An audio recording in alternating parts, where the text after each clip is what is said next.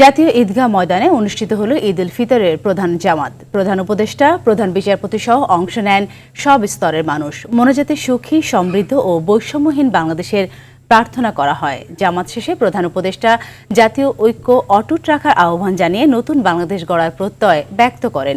বঙ্গভবনে ঈদের নামাজ আদায় করেন রাষ্ট্রপতি মোহাম্মদ শাহাবুদ্দিন খান আলমিনের রিপোর্টে থাকছে বিস্তারিত।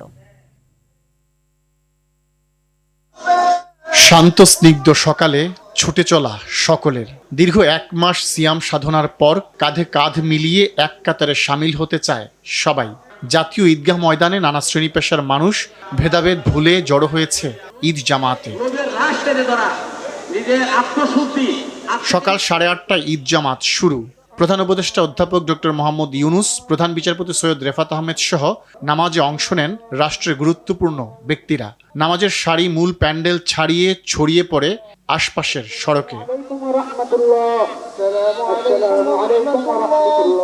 জামাত শেষে জুলাই গণঅভ্যুত্থানে বীর শহীদদের স্মরণ করেন প্রধান উপদেষ্টা। আহতদের সুস্থতা কামনা করে নতুন বাংলাদেশ গড়তে সবাইকে এক থাকার আহ্বান জানান তিনি। বাস্তবায়ন করার জন্য নিজের আত্মহুতি দিয়েছেন, আমরা অবশ্যই সেই স্বপ্ন বাস্তবায়ন করব। যত বাধা সত্য, যত বাধাই হতো, আমরা ঐক্যবদ্ধ জাতি হিসেবে এই নতুন বাংলাদেশ গঠন করব ইনশাআল্লাহ। পরে মোনাজাতে শামিল হন মুসল্লিরা। কায় মনোবাক্যে প্রার্থনা করেন একটি সুখী ও সমৃদ্ধ বাংলাদেশের, যেখানে থাকবে না কোনো বৈষম্য ও ভেদাভেদ। স্বৈরাচার মুক্ত বাংলাদেশ আল্লাহ যাকে ধ্বংস করে দিয়েছেন, বাংলাদেশের লোক শান্তিপূর্ণভাবে ইসলামিক যে চলাফেরা করতে পারে, এইটাই আল্লাহর কাছে আকাঙ্ক্ষা। ফিলিস্তিনের উপর বছরের পর বছর ধরে চলা ইসরায়েলি নিপীড়ন ও নির্যাতন অবসানে প্রার্থনা করেন মুসল্লিরা। দেশের মানুষ যেন শান্তিতে থাকে, শান্তিতে বসবাস করতে পারে এবং ফিলিস্তিনিবাসীদের যেন আল্লাহ তাআলা হেফাজত করে, রক্ষা করে। ফিলিস্তিনের উপর যে অত্যাচার হইতাছে, অবিচার হইতাছে, এটা ন্যায় বিচার হোক।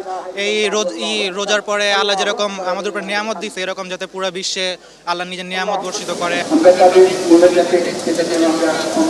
জুলাই বিপ্লবের আত্মত্যাগের মাধ্যমে যে নতুন বাংলাদেশের যাত্রা শুরু হয়েছে, সেই বাংলাদেশে থাকবে না অর্থনৈতিক ও সামাজিক বৈষম্য, এমন প্রত্যাশার কথাই বলেছেন ঈদগাহে আগত মুসল্লিরা। ঈদ বয়ে আনে অনাবিল শান্তি ও সুখের বার্তা। এই বার্তা শুধু ঈদের দিন নয়, বয়ে যাক বছরের প্রতিটি দিন বাংলাদেশের প্রতিটি মানুষের ঘরে ঘরে।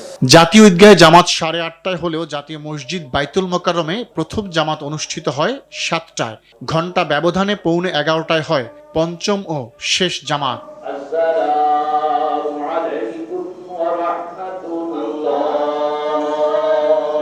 এবার ঢাকা উত্তর সিটি কর্পোরেশনের পক্ষ থেকে প্রথমবারের মতো আগারগাঁও পুরাতন বাণিজ্য মেলার মাঠে ঈদ জামাতের আয়োজন করা হয়েছে। 8:30টায় অনুষ্ঠিত হয় সেখানকার ঈদ জামাত। খান আলামিন, RTV, ঢাকা।